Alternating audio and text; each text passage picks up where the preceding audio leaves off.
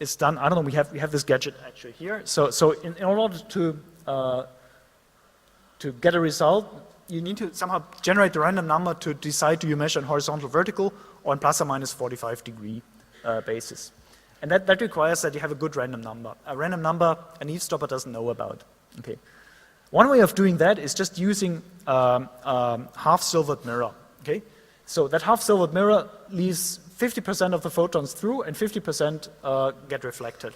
And that is a true random process. This is a random choice of the basis. In which basis are you measuring it? Yes. So you just have this device which sends a photon either in one way or the other way, and then you measure in this horizontal vertical thing, or you just rotate it. This is one of the devices which just rotates polarization, and you measure it in the other polarization. So that is how such a device looks like. Setup could be really compact. So this is everything implemented on the receiver side. So 2 beam splitters, 4 detectors, and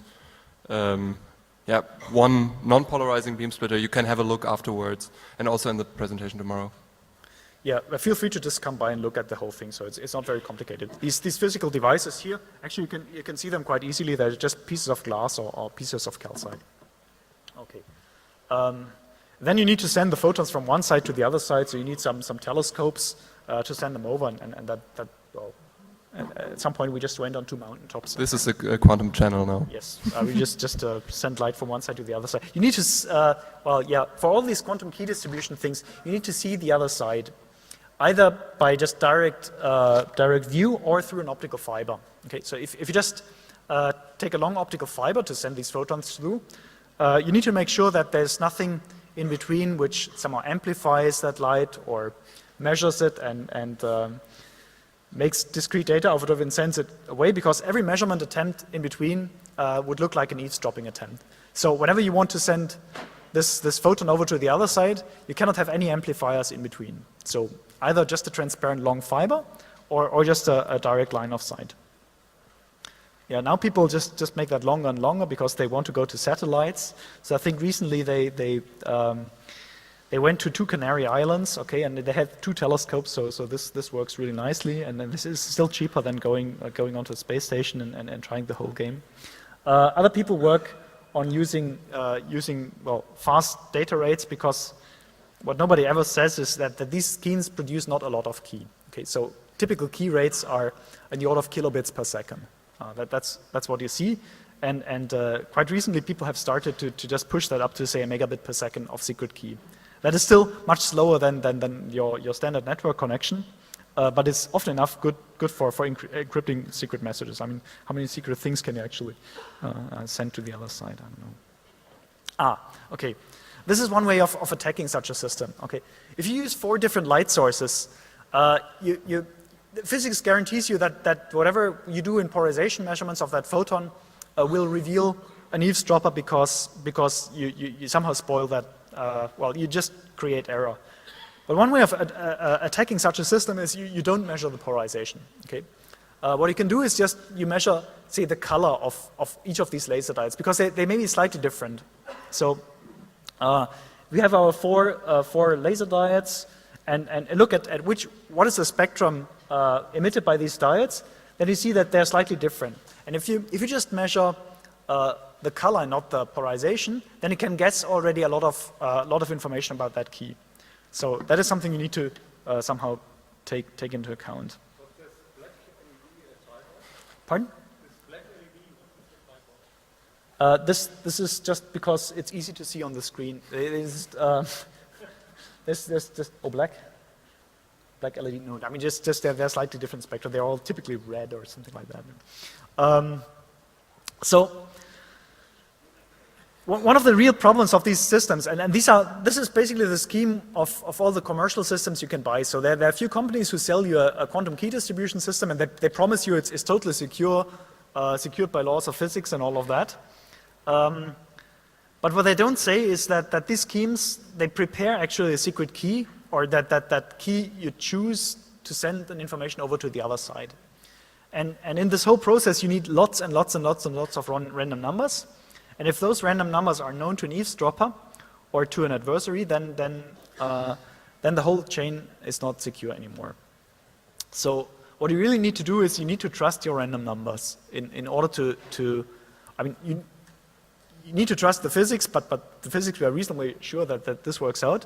But the random numbers you need to need for this whole process is one of the open barn doors for these communication systems. No, and but you need lots and of also them. the random number on the receiver side could be just a beam splitter, for example. Yes, yeah. And This one we got rid of, but these ones you still need. Okay, and as soon as you need these random numbers, or if you don't trust those random numbers, then you have a problem.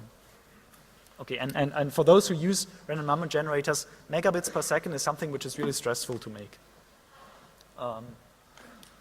Now, the trick is, can we use quantum mechanics to do that in a smarter way than just making random numbers, making a photon, sending it to the other side and measuring it? And the answer is yes, you can do something which is similar to this tamper-safe device, and really uses quantum mechanics to generate also those random numbers. And there's another property you need to use for that, and this is the so-called entanglement. Entanglement comes from this German word Verschränkung, and this is one of the really weird things to understand in quantum mechanics, so this is difficult, and I leave it to Antija to explain. Why did I suspect that? Yeah, so this is actually yesterday we were talking about, you know, how do we explain entanglement, and we got into a discussion which meant that we didn't get the talk finished. It's quite hard. In fact, nobody has an intuitive understanding of what entanglement is. It's a lot easier to say what it isn't. It actually is defined in terms of a negative statement than what it is. So our attempt there is, imagine that you have a quantum system. So it's that big circle there. And you arbitrarily divide it into two pieces. Now, normally in our common life, you can say, well, I can describe that system by saying the properties of A, of subsection A are such, and the properties of subsection B are these other properties. If you have an entangled system, entangled between A and B, you cannot do such a thing. It just doesn't work. You will not describe all the properties of the system by just saying A behaves like this and B behaves like that. There are a number of properties that you can only really describe as joint properties, as common properties of the system. In physics, we write that in that mathematical expression that you have there, which is that, you know, AB system is not the product of A times B. It's something else. The more interesting thing is that you can actually, these two pieces don't need to be together. You can separate them. They can be completely separate, and those funky correlations, what Einstein called the spooky action at a distance, are still there. The funny thing is that you can actually use this for something useful, and yeah, that's what we try to do with what we'll show next.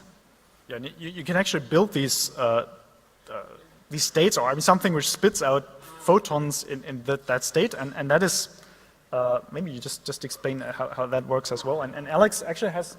Do we have that kit here? Okay, yeah, it's there. So this contraption over there is actually making photon pairs which have this really funny property. Now, Yeah. how does that work? Yeah, so the particular entangled state that we create is a maximally entangled state, and the property that it has is that we create pairs of photons, and each photon, the polarization is completely undetermined. You cannot say anything about individual photons, but what you can say is that the two polarizations are orthogonal, no matter in which basis you look. So if you look at one of the photons in the HV basis, and one is H, the other one will for sure be V. And same thing for 45-degree basis, or whatever other basis you could think of. Any direction actually works. Okay, so how is that done? There's a schematic, but the device is on the box over there, and it's just essentially you have a blue laser beam. It's just a blue diode, a nonlinear crystal, and then you get pairs of photons emitted. Now over there you see some kind of funny cone structure. So those are the directions in which the photons get emitted, and there are two positions. Two emission directions where you have a superposition. You either get HV, like there, or VH. And that is what we call a singlet state. And you can also write it as plus 45, minus 45, minus 45, plus 45. So it's these always orthogonal photons. So I think there's a lot of discussion maybe to go, Yeah. but I think we can show the source now. So actually the idea was to have a camera here and that it's in detail explained on the hardware itself. Okay, we have some really lousy photos, so I hope that camera just works better. And Alex, if you just show how that, what do you need? Laser pointer. Laser pointer. Okay.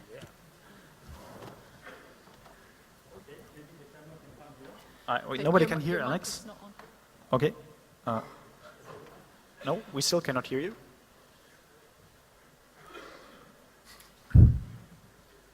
So, well, Looks the good. point is, actually, well, we would invite you to just come by. We have that thing standing over there for a while, and just have a look at it, because seeing it over distance is a bit stupid. Just Yeah, maybe we get a picture on the screen and then we explain what might be on there.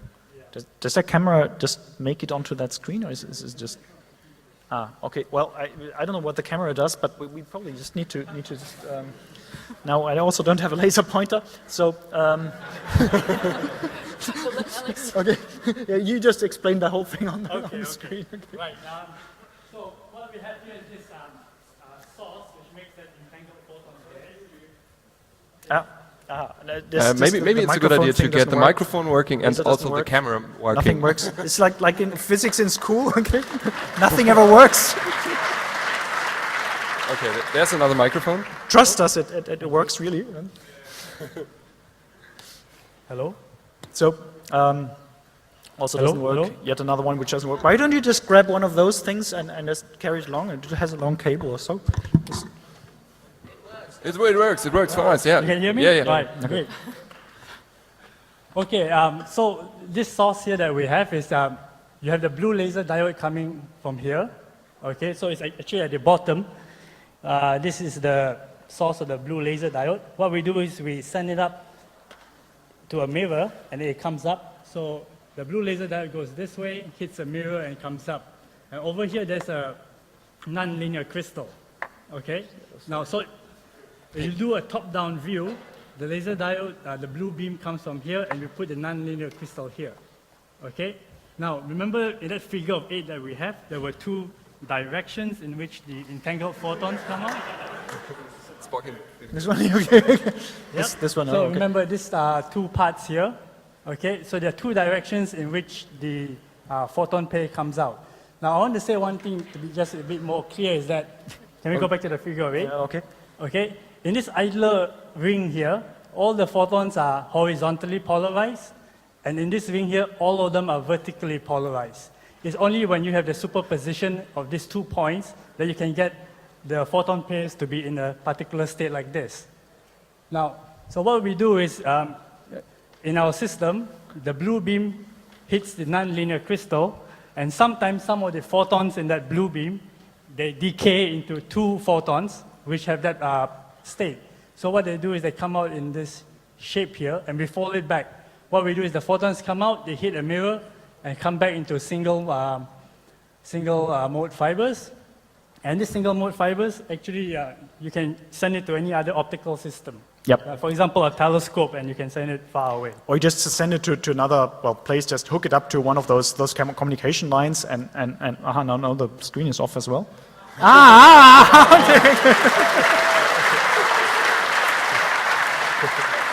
Very nice. Thanks a lot. This is same It It setup. has So- less elements there. So what I was saying is this is the blue beam will come this way, okay? Most of it actually doesn't get converted into pairs of photons. So most of the blue beam just passes on and it hits a beam block over here, okay, and it stops. But those blue photons which are converted into a pair, they actually go here, hit the mirror, and they come this way. And you can see like single mode fibers here. So these single mode fibers are used to collect that pair, and the photons are collected such that every time you detect a photon here which is in, say, the H polarization, then you know that the photon in this fiber is in the V polarization, it's vertical. Or if it's plus, and over there it will be minus. And in that way, we can collect this photon pairs that we want in this